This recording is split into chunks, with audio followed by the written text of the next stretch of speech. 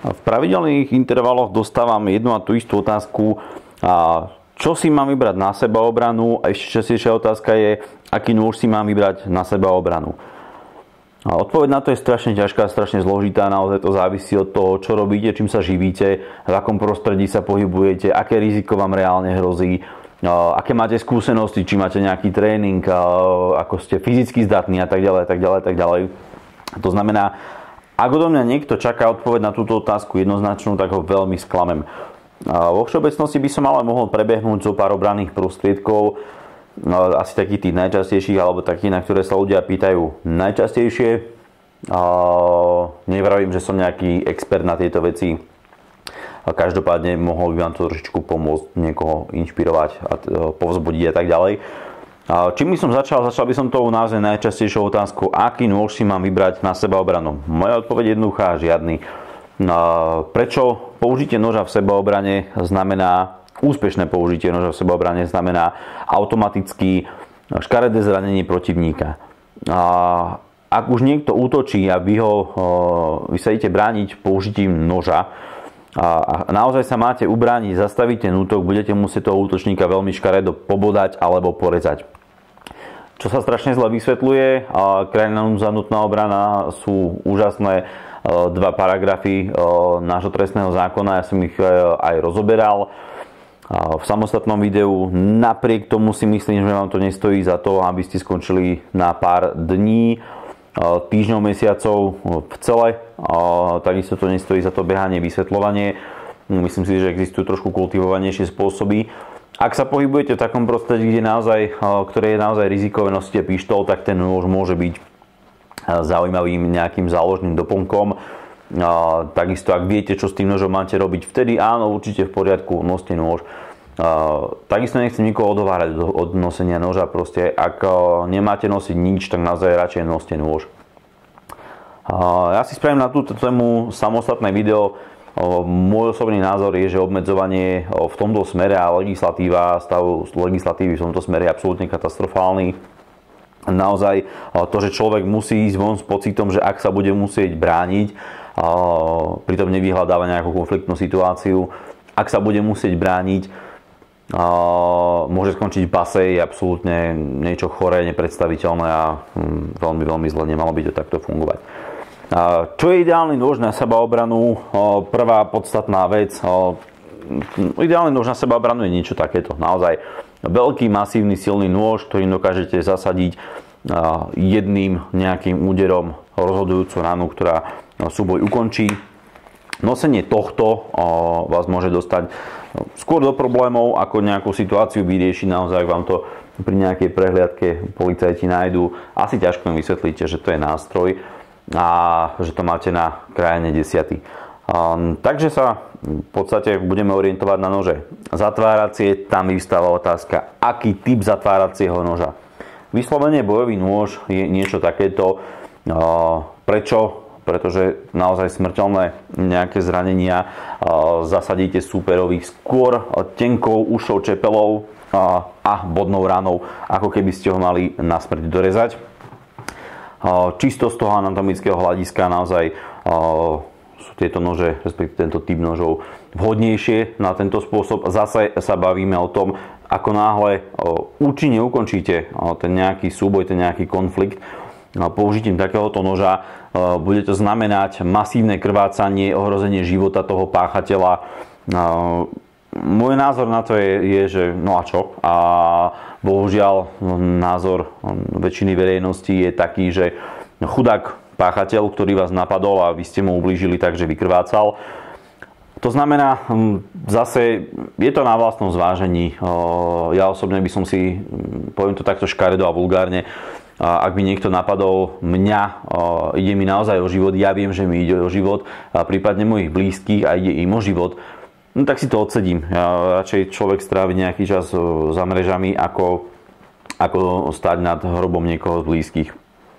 Je to môj názor, nie každý s tým musí a bude súhlasiť, takže zase vravím, je to na vás. Ak sa rozhodnete pre nejakú miernejšiu variantu, tam prichádzajú do úvahy rôzne tvary čepele. Toto je skladacie Tanto Zombie Killer Charon.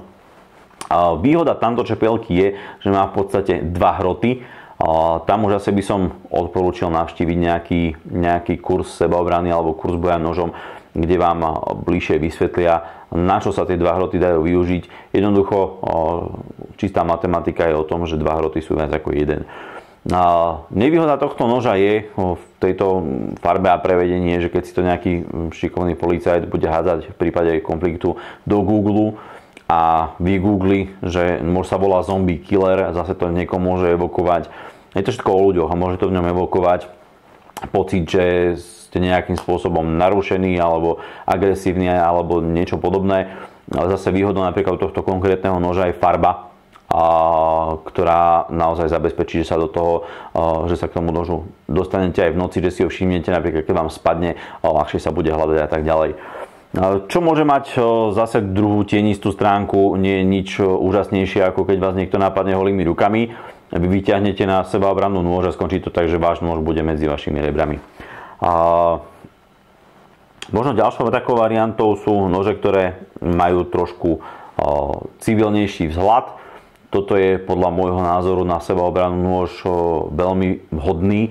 Za prvé vyzerá ako klasický utiliťák, určite sa to dá obkecať ako EDTčko, napriek tomu to veľmi slušne reže, má to pekný hrot na penetráciu. Takisto Spiderko, ten je zase trošičku prerastený a zase môže v niekom vyvolávať pocit, že máte vo vrecku skladaciu mačetu, aj keď ja som bol šokovaný z tej veľkosti, ale po chvíli nosenia som prišiel na to, že to vôbec nie je také strašné. U týchto nožov je naozaj výhoda v tom, že dokážete komukoľvek vysvetliť, že ten nôž máte v prvom rade ako nástroj. Asi najhoršie, čo môžete spraviť, je, že vytasíte na policajta. No, toto je môj nôž na sebaobranu. Absolútne to zmení ten pohľad toho človeka. Ak je to niekto s podobným zmýšľaním, vtedy OK, možno vám to dokonca ešte pomôže. U tej väčšiny ľudí, ktorí sa v justícii pohybujú, z mojej vlastnej skúsenosti môžem povedať, že vám to viac ublíži. Dostávame sa k ďalšej položke, na tej sa pýtalo veľa ľudí a to sú teleskopické obušky. Toto je lacný, neznačkový teleskopický obušok, nekalený. Z vlastnej skúsenosti môžem povedať, asi sa viac oplatí ten kalený. Po zásahu skla jedného okna, ktoré som potreboval rozbiť, sa tento obušok ohol. Ja som ho ohol naspäť, zatiaľ to drží. Mám ho v podstate len preto, aby som ho mal.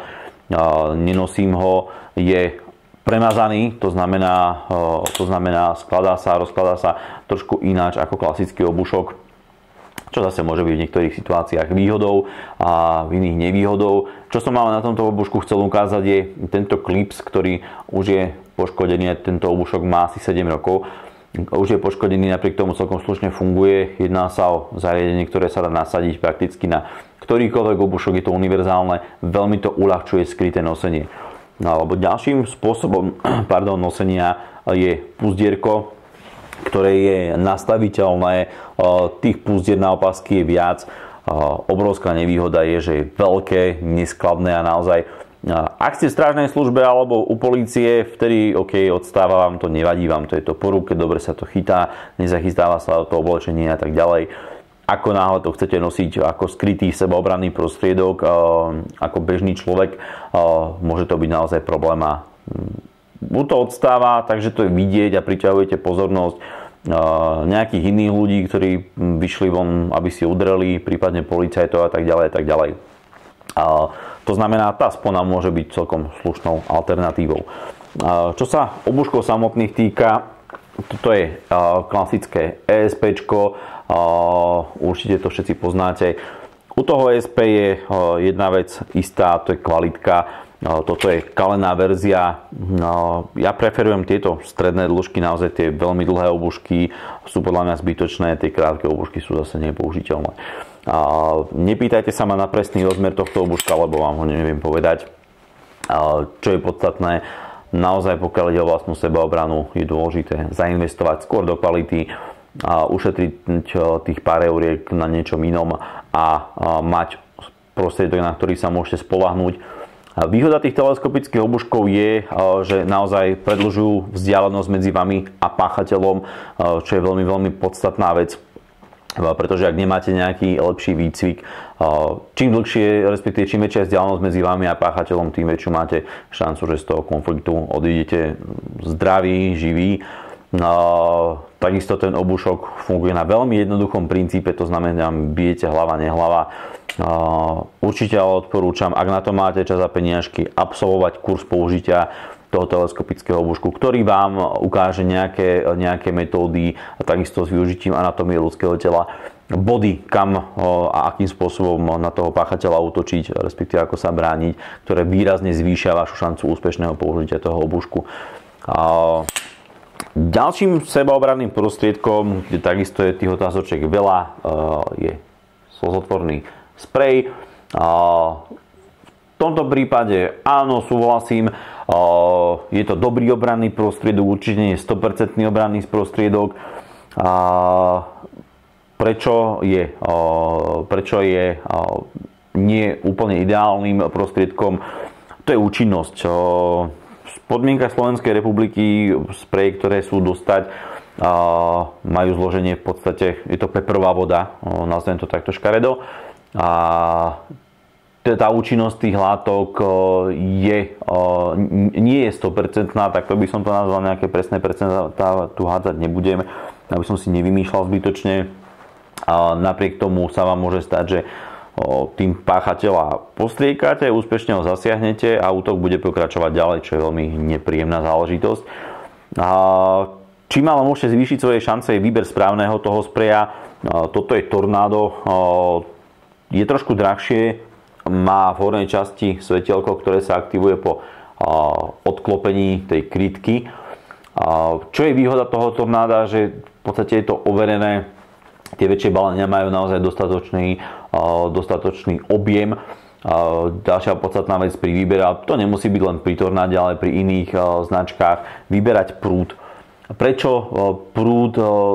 Skôr ako hmlu dostanete tam, kam chcete, to znamená do tváre toho páchateľa.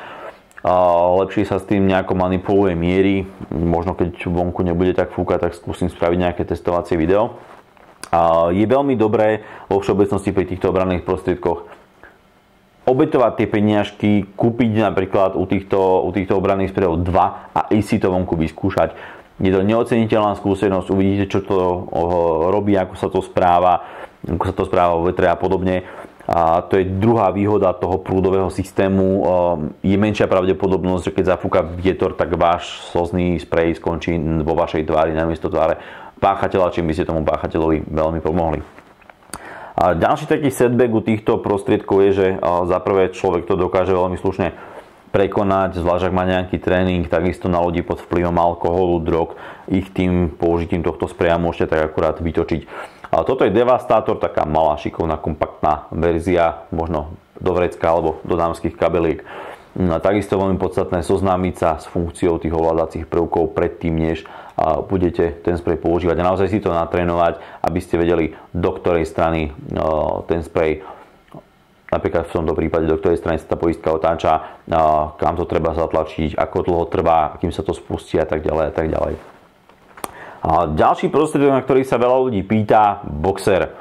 Toto je jeden z takých kvalitnejších prevedení a boxer na sebaobranu, páni, jednoznačne nie.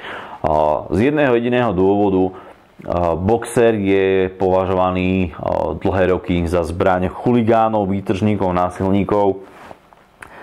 Vás niekto napadne, môžete mať 500 krát pravdu a zase je to ten ľudský faktor. Prídete na polícii s tým, že ste útočníka spacifikovali týmto, absolútne to zmení pohľad policajta, vyšetrovateľa, sudcu, prokurátora na vás ako na človeka.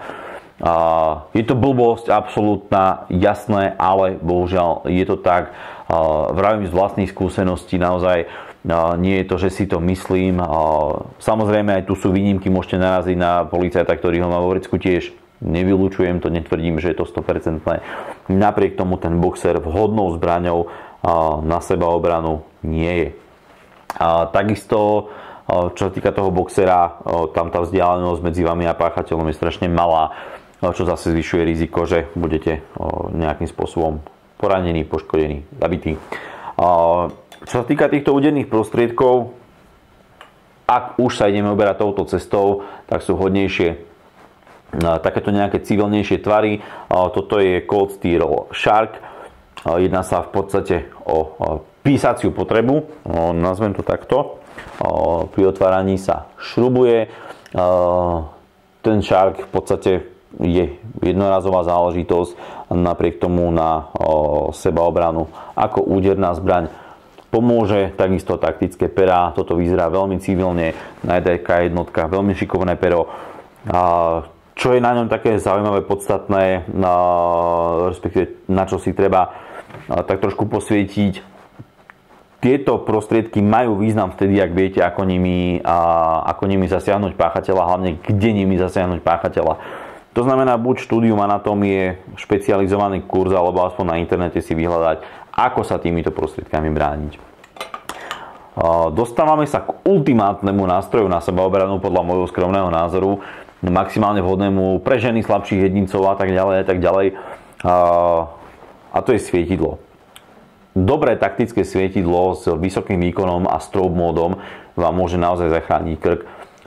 Pevná hliníková konštrukcia, zvlášť spojená napríklad s takouto peknou agresívnou hlavicou, vám môže zaručiť stratu kontaktu medzi vami a páchateľom. Za prvé, v strobe móde, ak posvietite touto srandou páchateľovi do očí, na pár sekúnd ho oslepíte.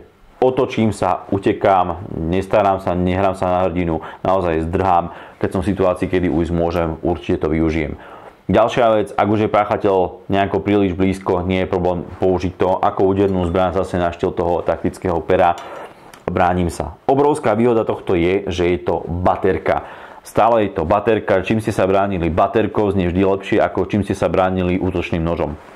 A naozaj u tých batériek by som videl tú lepšiu toleranciu príslušných orgánov voči vám, lepšiu nejakú znášanlivosť a tým pádom aj lepší výsledok v konečnom dôsledku. Schválne som nespomenul počas tohto videa zbraň, na ktorú sa veľa ľudí pýta, ktorú sa veľa ľudí zaujíma, veľa ľudí ju má, nosí, a to je poplašná, alebo ak chcete, plynová zbraň. Bavíme sa o tých pištoliach, revolveroch, ktoré sú uspôsobené na streľbu streliva so slzotvorným účinkom. Je to podľa môjho názoru nie veľmi vhodný prostriedok na sebaobranu, ešte možno proti zvieratám, OK, budíš, a proti ľuďom určite nie. Prečo? Vždy to vyzerá ako zbraň.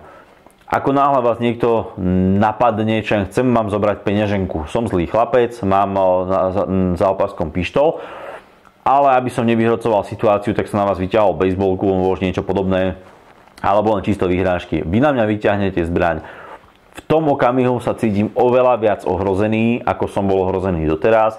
A ako páchateľ siahnem po svojej zbrani, prípadne siahnem po prostriedkoch, ktoré sú dôraznejšie ako tie, ktoré som pôvodne chcel použiť, len a len preto, aby som zbraň nejakým spôsobom zastavil. Je to čistá psychológia, naozaj ten páchateľ môže dostať pocit, že je ohrozený, viac ako ohrozený chcel byť. Samozrejme je šanca, že ho tým odradíte. Skôr je ale skúsenosť taká, že tým vyvoláte viac problémov. Nehovoriac o tom, že zase opletačky s policajtami, kým im vysvetlíte, že išlo o plynovku a tak ďalej, robí to kopu hluku, pritiahne to kopu pozornosti, konflikt, ktorý by mohol byť vyriešený relatívne rýchlo, verbálne, môže prerásť do niečoho ďalšieho, kopa problémov, kopa komplikácií, ktoré nikto nechce.